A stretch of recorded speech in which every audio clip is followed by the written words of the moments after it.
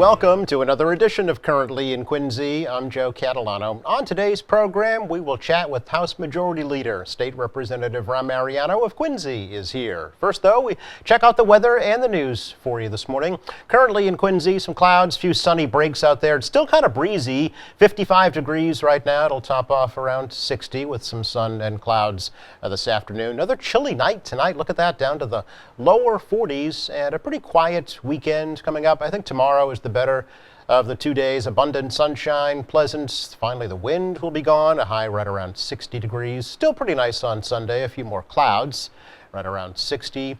About the same thing for Monday in the low 60s. Next chance for rain not until next Tuesday. But again, partly sunny, breezy, and 55 in Quincy right now.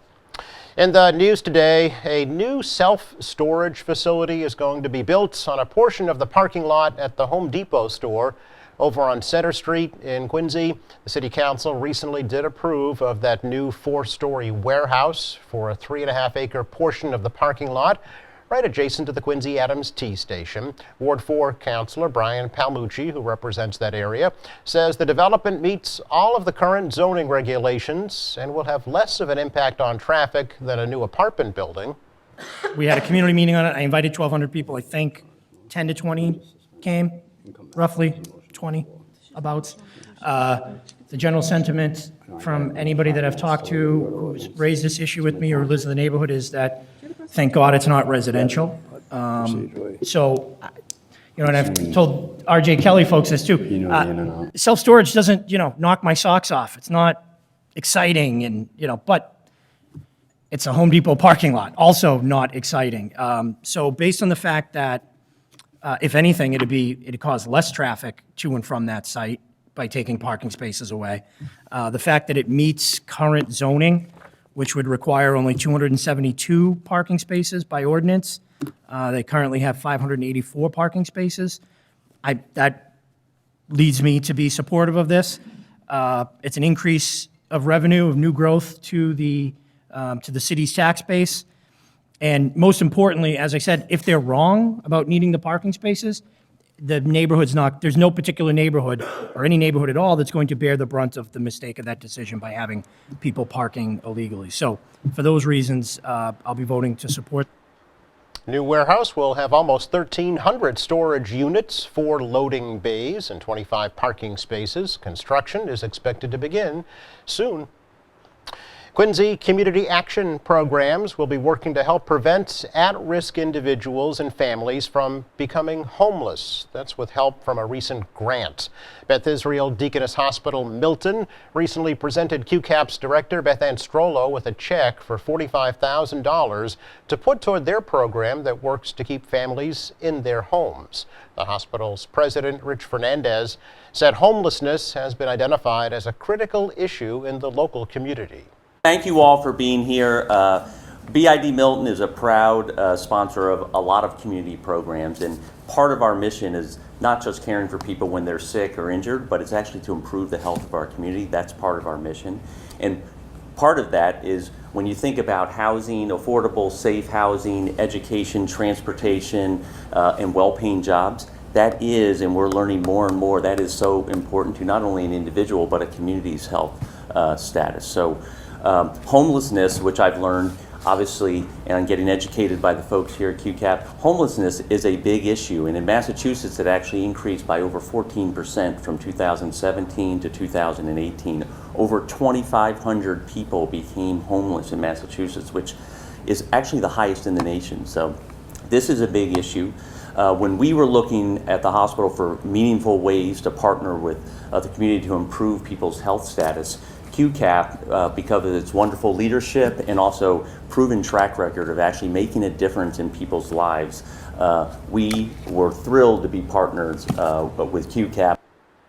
QCAP says homelessness has increased 14% over the past 2 years, with over 2,500 people currently homeless in Massachusetts.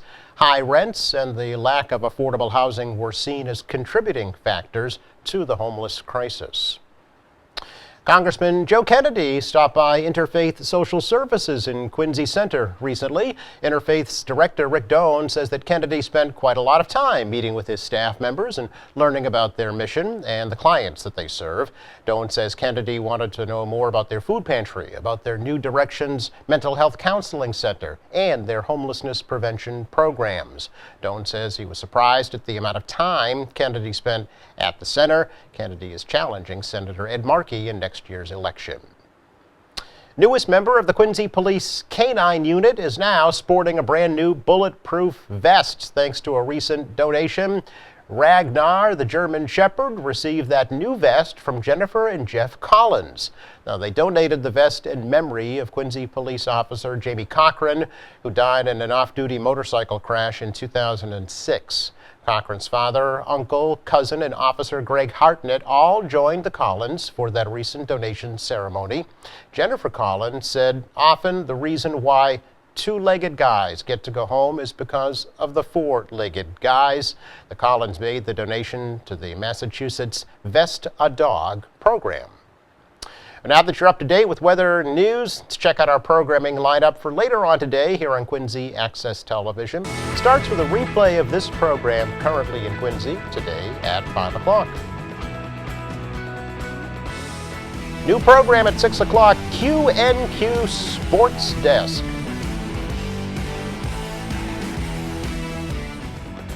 Currently in Quincy, the interviews tonight at 6:30 with MBTA General Manager Steve Poptak. Faces of South Asia tonight at 7. Topic is questioning success. 7:30, it's AM Quincy. We feature tomorrow's Montclair Wollaston Neighborhood Association Pumpkin Spice Festival. Highlights from this year's City of Presidents 5K at 8 o'clock on Channel 8. Then at 8:30 on AM Quincy, Ward 1 City Council candidate Joe Murphy. At 9 o'clock, the recent Quincy Candlelight Overdose Vigil. Phyllis Andrade. This year's Quincy Art Fest Award Ceremony at 9:30. A QATV Classic tonight, Into the Frying Pan at 10 p.m. Then at 11 o'clock, join us for Democracy Now! Please watch Channel 9 every day. There you'll learn about Quincy City departments and different committee activities. We'll start at 5:30 with Quincy in Focus.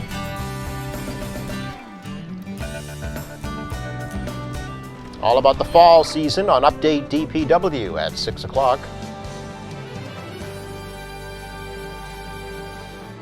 FYI from the Quincy Health Department tonight at 6:30 and the topic peripheral neuropathy. Good Deeds at 7 o'clock, the recent rededication ceremony at the Norfolk County Registry of Deeds. AM Quincy at 7:30 with Quincy Ward 3 Councilor Ian Kane. 8 o'clock, State View with State Representative Taki Chan of Quincy. Then Ward 6 City Councilor William Harris on AM Quincy tonight at 8:30. Finally, at 9 o'clock, find out what's happening at your library for the month of October. Welcome to At Your Library. As always, a complete program schedule available on our website, qatv.org. Just click on Program Schedule. And do please like us on Facebook and follow us on Twitter. Don't forget, too, our weekly ad in the Quincy Sun.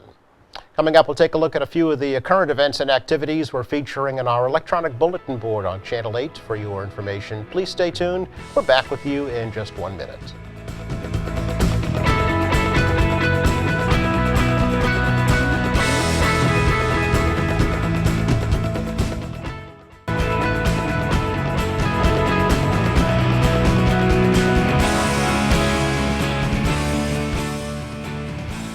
Welcome back, here is a check of some of the current events and activities we're showing right now in our electronic bulletin board on Channel 8 for you to know about, like tomorrow's 22nd annual Beechwood Knoll School Fall Festival. It's from 11 to 4 tomorrow at the school over on Fenno Street, and of course, everyone is welcome to attend.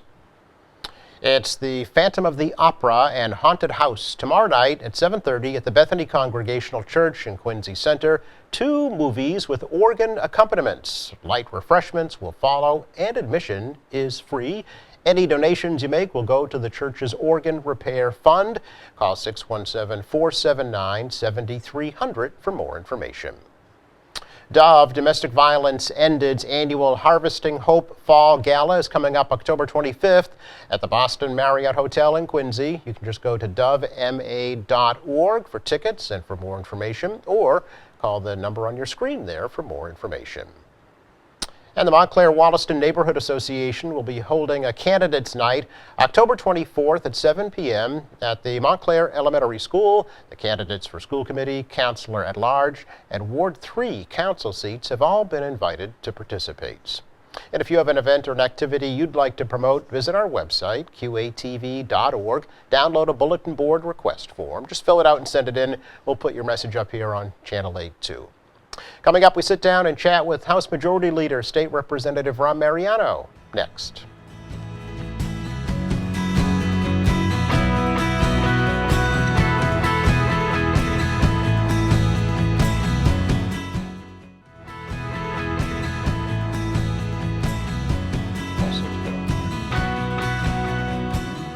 Welcome back. We're so pleased to welcome to the program State's Representative Rahm Mariano, the leader of the House on Beacon Hill, and also representative for the 3rd Norfolk District here in Massachusetts, and a Quincy Point resident all his life. Hey, Ron. How are you, Joe? Good to see you. Good to be here. It's been a little while, actually, since we Yeah, it chatted. has been. It has been. I miss our radio conversations.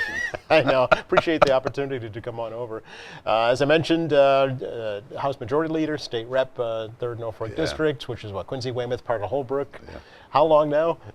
Oh, 27 years. Oh, so you 28 were years, like yeah. 10 when you started. So. Yes, yeah, that's exactly right.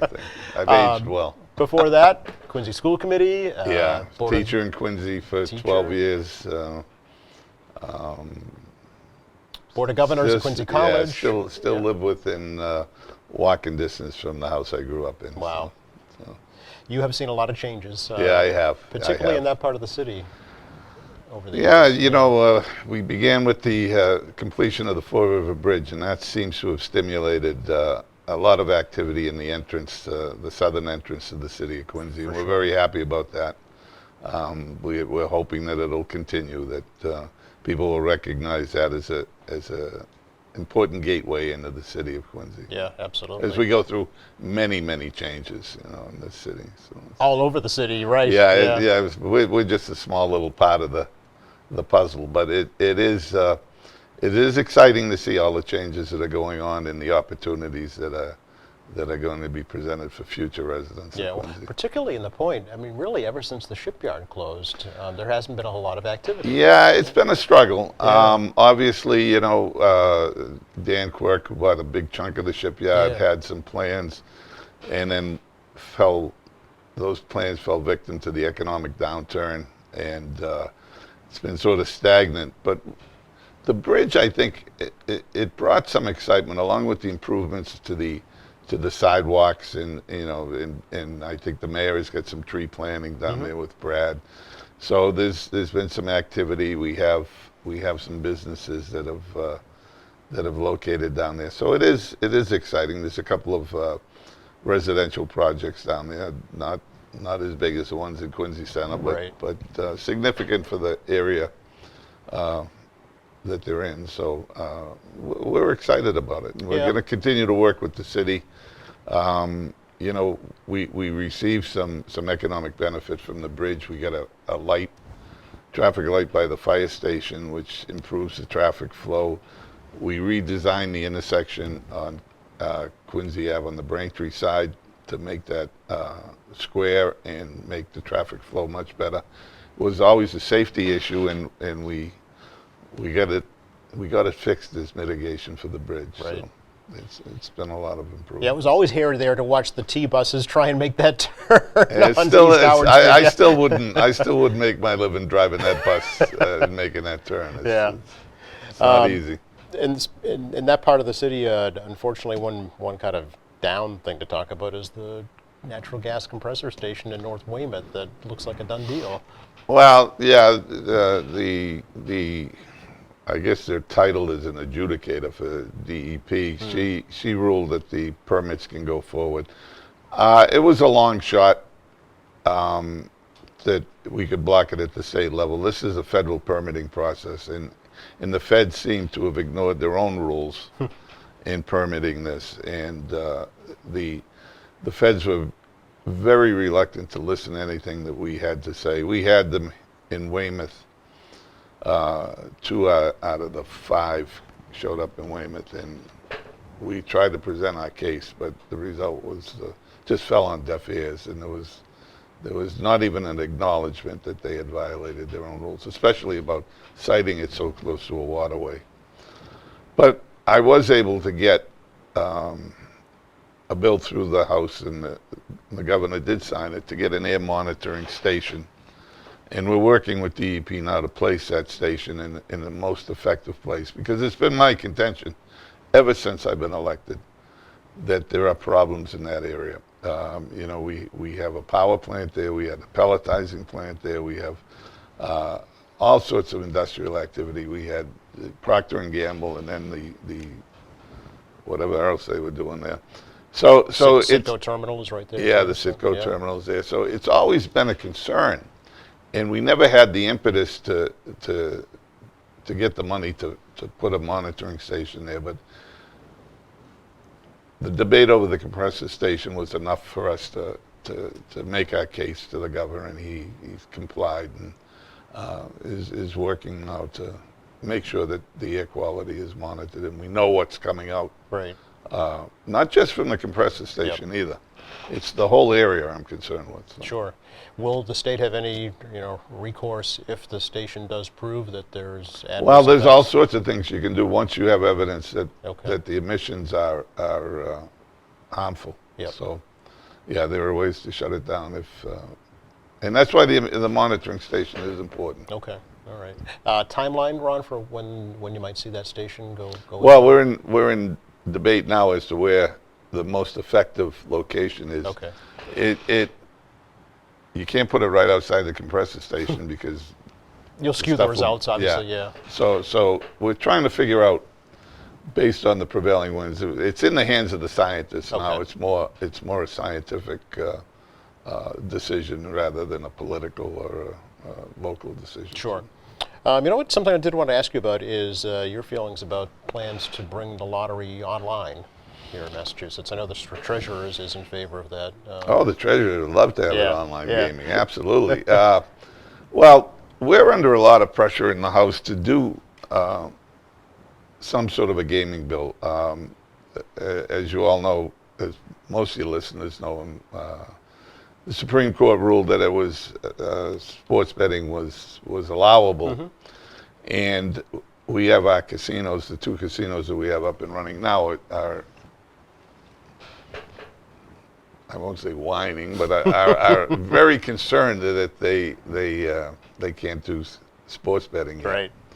And we're under some pressure to get a bill done. And I think as we do that and we look at how to make sports betting a little bit more universal, I really don't believe that my constituents are going to get up and drive to Encore to lay down a bet on the Sunday game. I still think the old tried and true way of calling the bookie is going to be used. So Yeah. I think what we want to do is talk about ways to have some betting parlors around. Not as quite as bad as they have in England, where they have them on every street corner, but with some sort of an attraction like a restaurant or something. So we're going through some due diligence of what works in New Jersey and some other states that already have this. Rhode Island has been disappointed in their results because they jumped very quickly. and their results have not been as predicted. So Interesting. it is. Okay. It does require a little forethought, and we're getting. If you listen to sports talk radio, you get a lot of.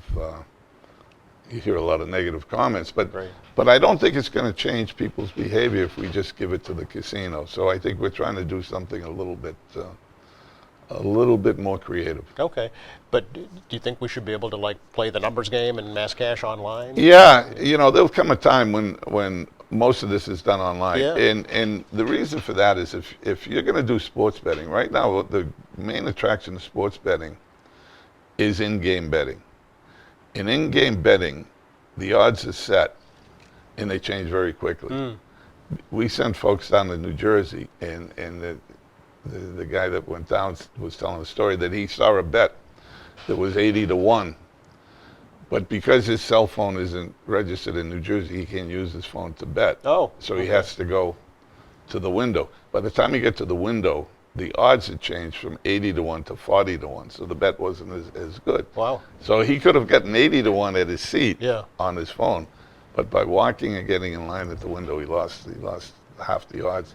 So there is a sort of a predictive flow for this, that cell phones and registering your phone in the state that you live in to gamble is the wave of the future. Yeah. You know?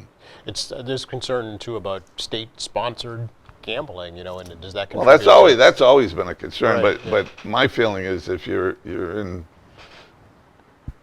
for an ounce, you're in for a pound. Yeah. I mean, when we started the lottery, we began down that road, and we continue to expand gaming, and Yep. we still have the issue of the third casino, whether right. or not we're going to have a third casino. Right. So we're not completely finished with it, and it'll be something we'll probably have to deal with before the end of the session. Oh, okay. Yeah. Something to look forward to then. Can we talk a little bit about the ban on vaping products, Ron, and Yeah. how you feel about that? Well, listen, this is getting crazy. I mean, I never understood the attractions for it. I stopped at a red light, and I saw some guy sitting in his car just in a cloud of smoke. And I said, it just can't be very pleasant. But it seems to have caught on, and it's a very big concern, especially among kids and school kids, because it's, in some cases, hard to detect. And we're looking at banning most of the flavored stuff that appeals to kids. Right. Those are only created to appeal to kids. These things like cake, ice cream cake taste. Jelly bean Jelly explosion or bean, something. Yeah, all these titles that sound like they're breakfast cereals. Yeah. And we don't want that. We really don't. We don't need it. You saw the governor take decisive action, which I think was good. Rhode Island followed with a similar ban. Yeah. And I think you're seeing states start to say, look, we got to get a handle on this. This is crazy. Yeah. Plus, I don't think people understand how much nicotine and how addictive some of these vaping products are. There is as much nicotine in some of those pods than there are in 2 packs of cigarettes, which is 40 cigarettes. So that's a significant amount of nicotine that you're taking in. So. Of course, the industry is arguing that people don't have to buy these products. It's not being forced upon them. Yeah, but it's the old Joe Camel advertising ploy that people use to attract a younger audience, hoping that they'll continue through adulthood and keep these products as money makers. Sure. Just have about a minute left, but I did want to ask you about the proposal to have kind of luxury travel lanes on the expressways, Ron, if you will, to improve traffic For flow. those of us who travel into Boston every day, Yes. Joe, and I do it at least 4 days every week, Yeah. but mostly 5. It is getting worse. The rush hour is now just all day. Yep. And I think we have to look at some creative solutions. We just can't build more land and push the houses out of the way to make more roads. So we have to start to look at some of the creative solutions that are working in other states. And toll roads, toll lanes are all being experimented in throughout the country, and with varying degrees of success. And we will look at those. I think we're in the process of doing that now. But we also are charged with maintaining the stuff that we have and maybe simplifying some of the intersections and some of the interchanges to keep things moving better. So there's a lot of activity around transportation, and if you've got another 2 hours, we can talk about. I know. We can talk about the T. We don't, unfortunately. Which is another set of problems. But I do think that we're well aware of it. You saw the governor release a study on traffic. It is becoming a universal problem, just to get around, and we're hearing it from businesses whose employees arrive late. They just can't get there on time. Yeah. And We're kind of a victim of our own success, it seems. it really is true. Yeah. And we've got the 93 jammed to the guardrails. Yes. So I don't know what else you do. Yeah. You know, there are some things that we will experiment with. We'll have to have you back. It's a work Well, in it's progress. Good. It was quick. Appreciate it, Ron. Great Good to talk be here. Thanks, Joe. You're very welcome. Thanks to our crew, and thank you for watching. On Monday's program, we'll learn about Quincy's lead abatement program here on another edition of Currently in Quincy. We'll see you then.